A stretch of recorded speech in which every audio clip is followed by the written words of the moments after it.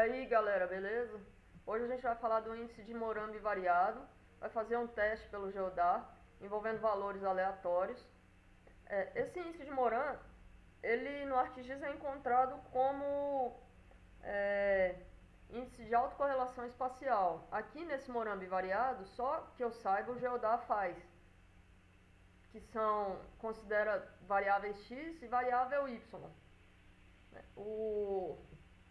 O ArcGIS ele só faz com uma variável, né? Ele considera o x em todas as direções como uma única variável. Então, o índice de Moran bivariado envolve o cálculo dos desvios de x e de y multiplicados por uma matriz de contiguidade. Ou segundo esse cara aqui, o Anselin, um coeficiente de multivariado de autocorrelação espacial entre duas variáveis aleatórias padronizadas, EK e ZL, é definido por essa fórmula, em que MKL é ZK multiplicado por uma matriz de peso multiplicado por ZL, em que ZK é o valor de x menos a média dividido pelo desvio padrão, e ZL é x menos a média dividido pelo desvio padrão. Tudo isso é padronizado, de maneira que a média é 0, o desvio padrão é 1, e esse valor de W é uma matriz de pesos espaciais padronizados duplamente. Mas a gente vai ver melhor como isso funciona. Então aqui é dado, esse é um mapa de Goiás, mostrando as mesorregiões A, B, C, D e E, com valores que eu atribuí aleatoriamente, embora eu não tenha gerado uma tabela de números aleatórios. Então, enquanto o x é 3, 7, 1, 8, 5, a gente criou um cálculo do desvio para 3, 7, 1, 8, 5. Tudo isso, a partir delas, foi calculada a média aqui dá 4,8 e o desvio padrão 2,86. Então, 3 menos 4,8 dividido por 2,86 é menos 0,62. 7 menos 4,8 dividido por 2,86 é 0,76. 1 menos 4,8 dividido por 2,86 dá menos 1,32. E por aí vai, beleza? E aqui é o ponto crucial dessa explicação.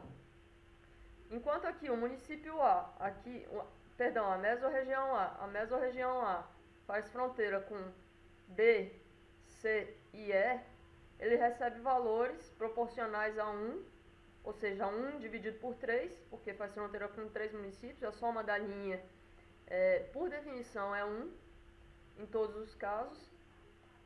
Para 1 dividido por 3 é 0,33. No município que faz fronteira, na mesorregião que faz fronteira, de A para B, 0,33. De A para C, 0,33. De A para E, 0,33. Observem que C faz fronteira com A, B, D e E. Portanto, 1 dividido por 4, que dá 0,25, menos C com C, que recebe o valor de 0, porque C não faz fronteira com ele mesmo. Esse é o movimento da rainha que a gente considerou. O movimento da rainha atinge tanto o canto quanto a aresta. Quando a gente vê uma mesorregião dessa que só tem canto, fica fácil. O difícil é quando a gente tem um município como um todo que pega só um canto, né?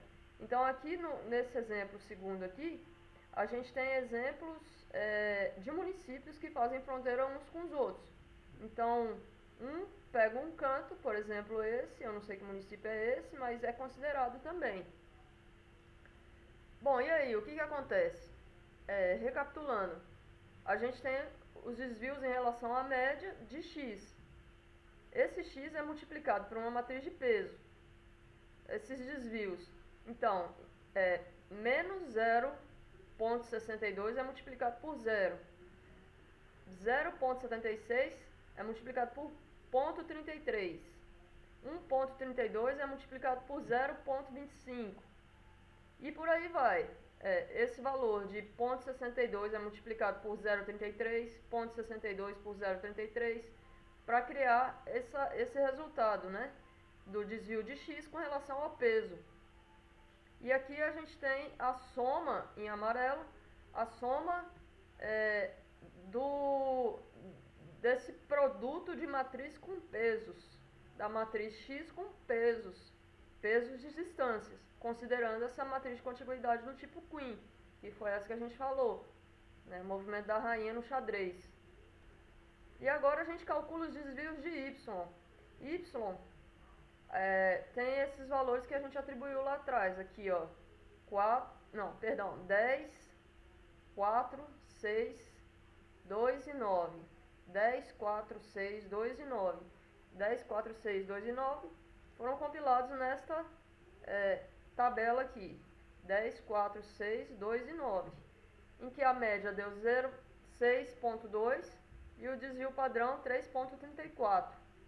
Então, 10 menos 6,2 dividido por 3,34 vai dar 1,13.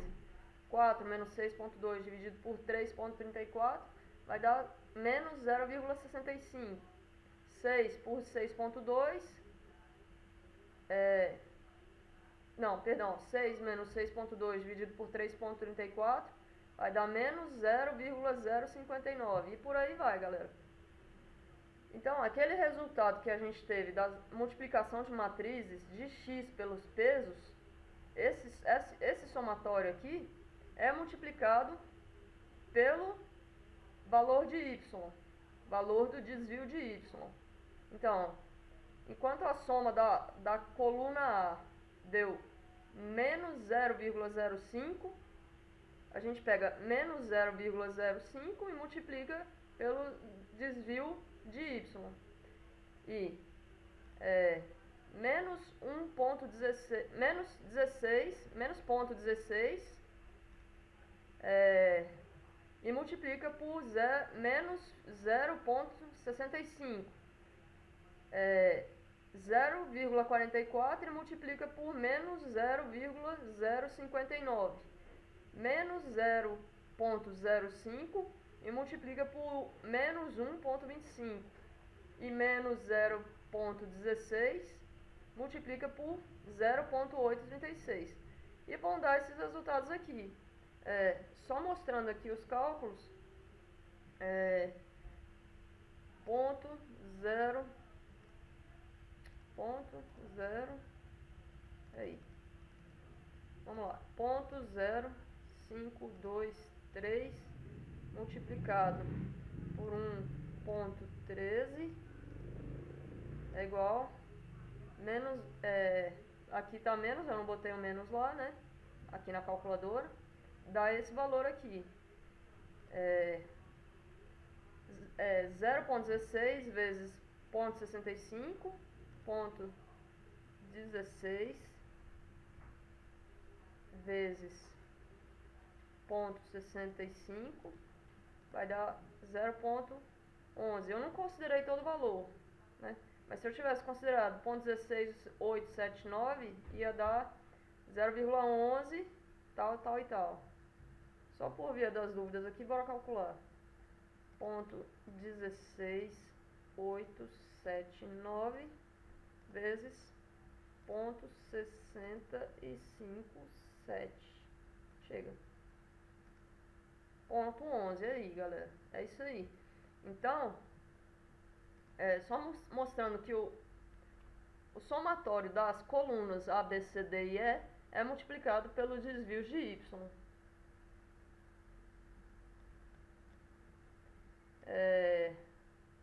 Aqui, esse número, sim, tá. Aí, beleza, galera. A gente multiplicou o x pelo peso e multiplicou o somatório do x pelo peso pelo y.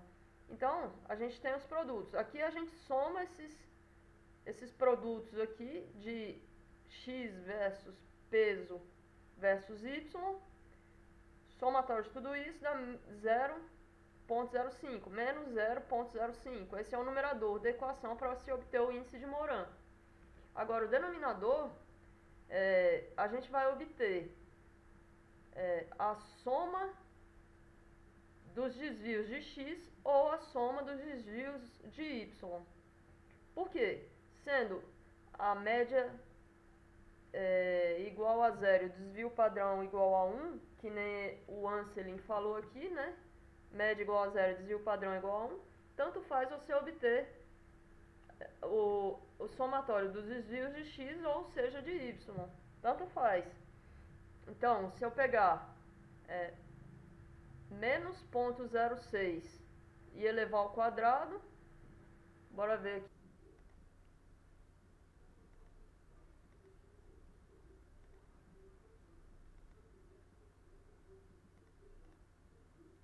Aí, não deu o valor inteiro porque eu não botei todo o número, né? Mas, então tá, aí a gente tem o denominador, então, a partir desse cálculo do desvio ao quadrado, seja de x, seja de y. Tá, e agora o mais importante que é a interpretação do resultado. O índice bivariado de Moran, ele gera dois tipos de resultados: os clusters, que são o canto superior direito e o canto inferior esquerdo, e os outliers, que são o canto superior esquerdo e o canto inferior direito. No 2, nos clusters, ele trata de valores altos e altos, tipo x alto e y alto. No canto inferior esquerdo, ele trata de ter valores baixo, baixo, baixo x e baixo y. Aqui baixo alto, baixo x e alto y, e alto x e baixo y. Aqui nesse caso a gente encontrou um do tipo baixo alto, um valor do tipo baixo alto, que significa um outlier. Esse aqui era o A, ele está aqui ó, no quadrante baixo alto. E aqui é o valor de significância do teste. Tá, mas o que no final isso diz, esse gráfico de dispersão? A gente randomiza ele por 999 vezes, ou 99 vezes, enfim, como der no GeoDá, né? Quantas vezes vocês quiserem. Eu acho que ele vai até 9.999 vezes. E obtém esse resultado aqui. A gente vai fazer a demonstração depois do cálculo disso, para obter esse gráfico aqui. Vou fazer uma demonstração de como obtém. Mas fato é que esse é o valor do índice, menos 0,0126, ele está aqui em verde. A média é 0,15 e o desvio padrão é 0,16. Vocês devem se lembrar da estatística da distribuição normal, que cerca de 65% dos dados, numa amostra aleatória, estão entre mais 1 e menos 1 desvio padrão da média. Se eu pegar a média e somar o desvio padrão, vamos pegar a média e somar vamos subtrair de um desvio padrão, né? Porque aqui a gente quer ver quantos desvios padrões o i está da média. Então, como o número está negativo aqui, eu vou subtrair a média do desvio padrão. Vamos lá, média, ponto 15,52, menos um desvio padrão, menos ponto 16,06, 0,054. Ou seja, o índice está muito perto de um desvio padrão da média. Cerca de 94% das amostras estão entre mais 2 e menos 2 desvios padrões.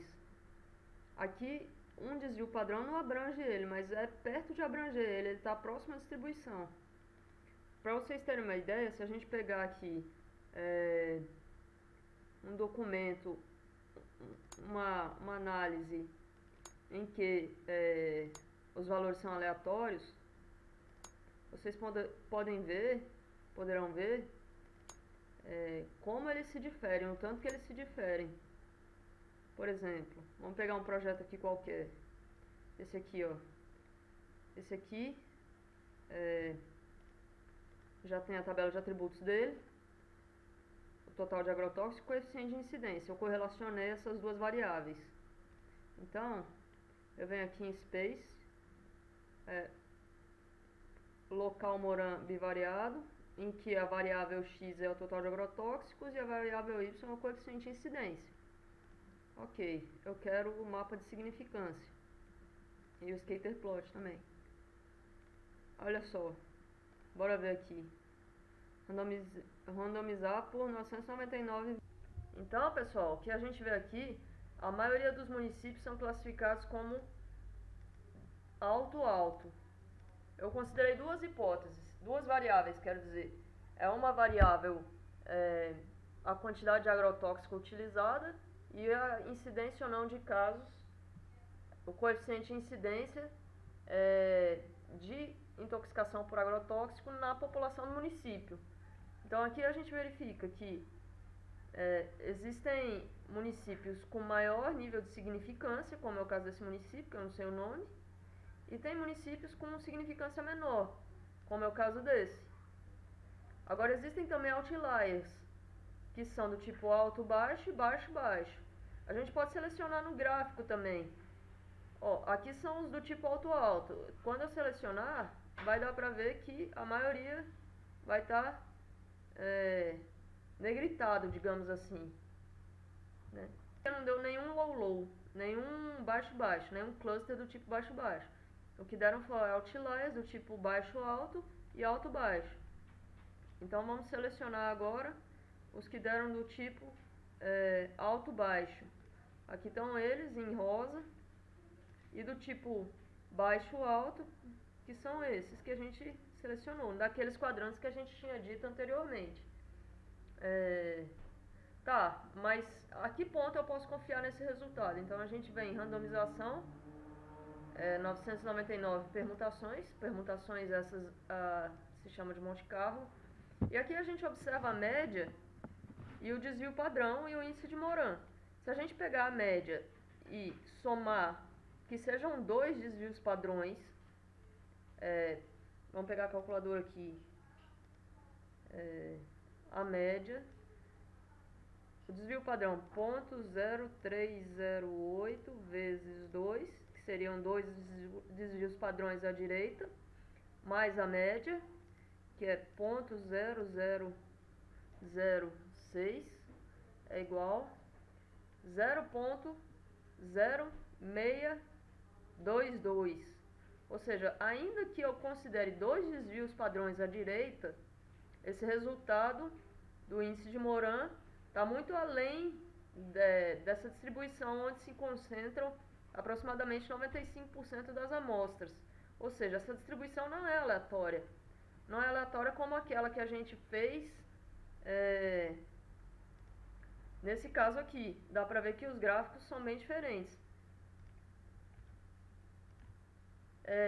Galera, eu vou estar deixando as referências bibliográficas, né? Esse artigo do Anselin a gente pode ver aqui, Visualizing Multivariate Special Correlation with Dynamic Linked Windows. Essa parte que ele fala das variáveis e da fórmula de duas variáveis multiplicado por uma matriz de peso, vocês podem ver na página 4 dessa explicação sobre a correlação espacial multivariada. Então lá vocês encontram, eu posso até deixar o link aí pra galera entender melhor, caso tenha ficado alguma dúvida. Mas é isso, eu agradeço. Se gostou do vídeo, dá o seu joinha. Obrigada. Um abraço.